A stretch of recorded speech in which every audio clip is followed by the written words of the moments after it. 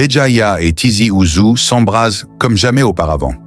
Des milliers de voix s'élèvent dans les rues, des drapeaux flottent au vent, et chaque cri résonne comme un écho des luttes passées. On pourrait croire que l'Algérie entière retient son souffle, que le cœur du pays bat plus fort, plus vif, dans ces moments décisifs. Et pendant ce temps, à des milliers de kilomètres, Ferhat Meheni reste bloqué en France, interdit de quitter le pays. La scène semble sortie d'un film, mais elle est bien réelle. Des manifestations qui secouent la Kabylie et un leader séparatiste impuissant face à des frontières et des décisions qui dépassent son contrôle. Imaginez ces rues pleines d'énergie où chaque pas, chaque pancarte, chaque chant semble dire « Ici, c'est notre terre. Ici, c'est notre voix qui compte. » Les habitants ne sont pas seulement dans la rue pour protester, ils sont là pour rappeler à tous que l'unité nationale n'est pas une option, c'est une responsabilité. Et que personne, pas même un leader éloigné, ne peut décider à leur place. Dans ce tumulte, il y a des histoires individuelles qui frappent le cœur. Comme ce jeune étudiant à Tizi Ouzou, debout sur un trottoir, levant un drapeau algérien et murmurant à voix basse « On ne laissera personne diviser notre peuple ». Ou cette mère de famille à Béjaïa, qui observe la foule depuis son balcon, le regard à la fois inquiet et fier, consciente que ses enfants grandissent dans un moment historique, un moment où chaque geste compte. Ces scènes ne sont pas seulement des images, elles sont des fragments de vies humaines, des histoires que chacun ressent profondément, même à travers un écran. Si vous regardez cette vidéo, c'est parce que vous voulez comprendre ce qui se passe réellement, au-delà des gros titres et des rumeurs. C'est votre curiosité et votre engagement qui font la différence. Alors, avant d'aller plus loin, je vous invite à participer activement. Laissez un like si vous sentez l'urgence et la gravité de ce moment. Partagez cette vidéo pour que tout le monde voit ce qui se joue dans nos villes et commentez simplement « Unité d'abord » pour montrer votre soutien et lancer la conversation. Votre avis compte et vos interactions aident cette vidéo à atteindre ceux qui ont besoin de voir et de comprendre la vérité. Imaginez maintenant les plans rapides qui se succèdent, des manifestations vues du ciel, les drapeaux qui flottent au vent, des visages tendus mais déterminés, la musique dramatique qui monte crescendo, et des mots-clés en surimpression. Béjaïa, Tizi Ouzou, Unité, France, Ferhat Meheni, qui apparaissent et disparaissent, accentuant l'urgence et l'intensité du moment. Chaque image raconte une partie de l'histoire.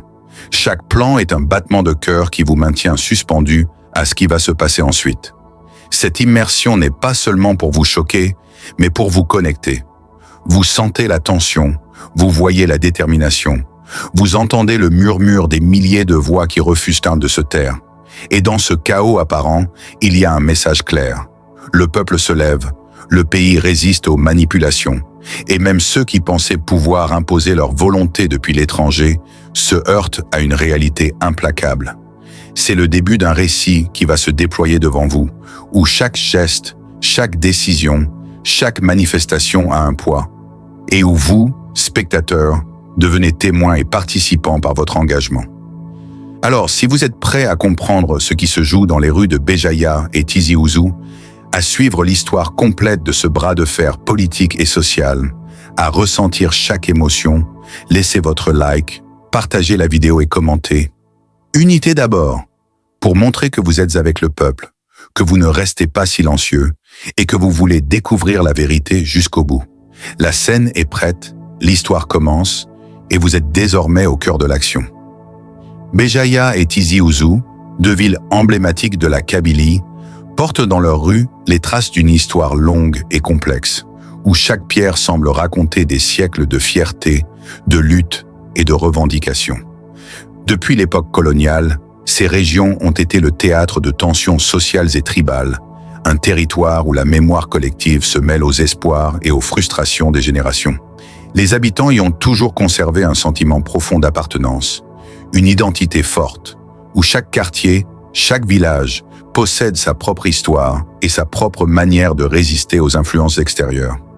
Ce contexte historique est essentiel pour comprendre pourquoi, aujourd'hui encore, les rues s'emplissent de milliers de citoyens déterminés à faire entendre leur voix. Lorsque les manifestations ont éclaté, l'atmosphère dans Béjaïa et Tizi Ouzou était électrique. Dès l'aube, les artères principales se sont remplies de monde, des familles entières se mêlant à des groupes d'étudiants et de travailleurs. Des drapeaux algériens, grands et petits, flottaient au-dessus des têtes, et certains brandissaient aussi des symboles régionaux, rappelant à tous la richesse culturelle et la diversité de la Kabylie. Les slogans résonnèrent dans l'air, scandés avec force. Unité nationale, notre terre, notre voix, chaque mot frappant comme un tambour dans le silence des quartiers avoisinants. La foule avançait en vagues, s'arrêtant parfois pour chanter, pour écouter un discours improvisé ou pour encourager ceux qui rejoignaient la manifestation depuis d'autres rues. Le contraste était saisissant. D'un côté, la foule compacte et déterminée, de l'autre, les bâtiments anciens de la ville qui semblaient observer, immobiles, cette explosion de vie et d'énergie. Les sons se mêlaient, les voix des manifestants, les chants populaires, le froissement des drapeaux, parfois des percussions improvisées, et le bruit des pas qui résonnaient dans les ruelles étroites. Certains habitants filmaient la scène avec leur téléphone, partageant en direct sur les réseaux sociaux, tandis que d'autres applaudissaient depuis leur balcon, créant une chorale silencieuse de soutien. Chaque geste, chaque cri, chaque drapeau racontait l'histoire d'une population consciente de ses droits et décidée à ne pas se laisser diviser par des forces extérieures ou des leaders éloignés. À Tizi Ouzou, l'intensité était palpable. Les rues principales étaient là pleines à craquer et les manifestations se prolongeaient dans les quartiers périphériques. Ici, on voyait des étudiants lever leurs pancartes. Là, des mères de famille guidaient leurs enfants à travers la foule, tous unis par un même sentiment de résistance et de fierté. Les chants populaires se mélangeaient aux slogans politiques et même ceux qui venaient par curiosité se retrouvaient emportés par l'énergie collective, marchant avec détermination aux côtés des habitants. On pouvait presque sentir le poids de l'histoire sur les épaules de chacun. Chaque pas semblait résonner avec les luttes passées, chaque cri rappelait les générations qui se sont battues pour leur identité et pour la souveraineté de leur terre. Béjaïa et Tizi Ouzou n'étaient pas seulement des lieux de manifestation, elles étaient le symbole d'un peuple qui refuse l'oubli et la division. La tension alternait avec des moments de communion et de solidarité. La foule oscillant entre chant et silence, entre cris et respiration collective.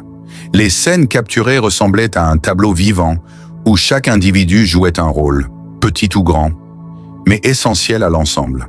Ce contexte historique et social, profondément enraciné, explique pourquoi ces manifestations ont pris une telle ampleur et pourquoi elles continuent de résonner dans toute l'Algérie et au-delà. Au cœur de cette tourmente, Ferhat Meheni se retrouve dans une position paradoxale. Depuis la France, il tente de diriger et d'influencer, de mobiliser ses partisans à travers les réseaux sociaux et les médias internationaux. Mais la réalité le rattrape. Le gouvernement français, conscient des tensions que ces actions pourraient provoquer, a pris une position claire: empêcher tout départ qui pourrait attiser des troubles ou donner une légitimité internationale à ces initiatives. Ce refus n'est pas seulement administratif, il a une portée symbolique majeure. Il montre que même à l'étranger, les actions de certains leaders ne peuvent se détacher des conséquences politiques et diplomatiques qu'elles entraînent. Chaque décision, chaque déclaration, chaque plan de manifestation est ainsi encadré par des forces extérieures qui limitent donc sa marge de manœuvre et exposent ses contradictions. L'Algérie, elle, observe avec attention. Ces manifestations dans les villes kabyles ne sont pas isolées, elles s'inscrivent dans un contexte plus large de vigilance nationale. Les autorités suivent non seulement ce qui se passe sur le terrain, mais également les réactions de la diaspora, qui a toujours joué un rôle stratégique dans le soutien ou la critique des mouvements séparatistes. La diaspora algérienne en France, par exemple, devient un acteur indirect mais crucial. Son positionnement influence la perception internationale et peut peser sur la manière dont les gouvernements étrangers, comme celui de la France, réagissent aux événements sur place. Ce blocage de Meheni soulève donc une question centrale. Que signifie ce contrôle à distance pour l'unité nationale? Il est important de comprendre les enjeux géopolitiques sous-jacents. Pour certains pays voisins, toute agitation en Kabylie est scrutée comme un indicateur de fragilité potentielle, un levier pour influencer la région selon leurs intérêts. La réaction de la France, par opposition, s'inscrit dans une logique de maîtrise et de prévention. Éviter que des mouvements séparatistes ne trouvent un écho international qui pourrait déstabiliser non seulement l'Algérie, mais également l'équilibre diplomatique régional. Chaque décision, chaque interdiction de voyager, chaque déclaration publique de Méhéni se mesure donc à l'aune de ce calcul stratégique complexe où politique intérieure, diaspora et relations internationales se croisent. Cette situation pose aussi des questions ouvertes aux spectateurs. Que signifie réellement ce blocage pour l'unité nationale? La France agit-elle seulement pour protéger sa propre stabilité? Ou existe-t-il une dimension politique plus large, visant à limiter l'influence d'un leader controversé? Et pour la population kabyle, comment interpréter cette opposition à distance? Est-ce un avertissement, une protection ou un signal que le monde observe et juge leurs actions? Ces questions ne trouvent pas de réponse simple, et c'est précisément ce qui rend la situation si captivante. Visuellement, cette partie pourrait être soutenue par des cartes montrant les zones de manifestation, les villes clés de Kabylie, ainsi que des graphiques comparant les réactions des autorités françaises et les mouvements de la diaspora. Le style reste analytique, posé, mais alterné avec des images immersives pour que le spectateur comprenne non seulement la dynamique politique, mais ressente également la tension et l'importance stratégique de chaque décision. Chaque élément du récit démontre que derrière les slogans et les manifestations se joue un véritable jeu géopolitique où chaque mouvement a des conséquences au-delà des frontières. Dans les rues de Béjaïa et Tizi Ouzou, les manifestations ne se limitent pas à un simple rassemblement. Elles résonnent profondément dans chaque foyer, chaque famille, chaque esprit. Les habitants ressentent un mélange de fierté, d'inquiétude et de détermination. On croise un jeune étudiant qui explique, le visage tendu mais les yeux brillants, « On ne fait pas ça pour nous seuls, mais pour montrer au monde que notre voix compte, que notre unité est inviolable. » À quelques rues de là, une mère de famille filme la scène depuis son balcon, partageant en direct sur les réseaux sociaux, accompagnée de ses enfants qui agitent des drapeaux. Chaque like, chaque commentaire sur ces vidéos devient une part de cette mobilisation, un signal que le mouvement dépasse les frontières de la Kabylie. La diaspora algérienne, notamment en France, suit chaque image, chaque déclaration, chaque détail avec attention. Des groupes se forment sur les réseaux sociaux, partageant des vidéos des manifestations, exprimant soutien et solidarité. Des témoignages affluent. Nous sommes avec vous, malgré la distance. Votre lutte est notre lutte. Les échanges entre ceux restés en Algérie et ceux vivant à l'étranger créent un lien invisible mais puissant, une chaîne de solidarité qui transcende la géographie et renforce le message des rues.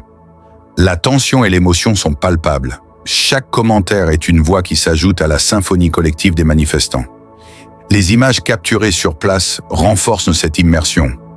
On voit les rues pleines à craquer, les drapeaux algériens flottant dans le vent, les slogans scandés à l'unisson. Des plans rapprochés sur les visages montrent la détermination, l'inquiétude et parfois la colère. Des extraits vidéo illustrent les discussions entre voisins, les appels à la vigilance et à l'unité, et même des moments de solidarité inattendus. Un commerçant qui distribue de l'eau aux manifestants, des jeunes qui aident une personne âgée à traverser la foule, des voisins qui applaudissent depuis leur balcon. Chaque scène raconte l'histoire d'un peuple mobilisé, conscient de son pouvoir et de sa responsabilité. Le récit se complète par des anecdotes émotionnelles. Une habitante de Tizi Ouzou raconte comment elle a passé la journée à suivre la manifestation depuis sa fenêtre, tremblante à chaque explosion de slogans, mais fière de voir son quartier uni. Un étudiant de Béjaïa partage sur les réseaux sociaux une photo de ses amis levant leur pancarte.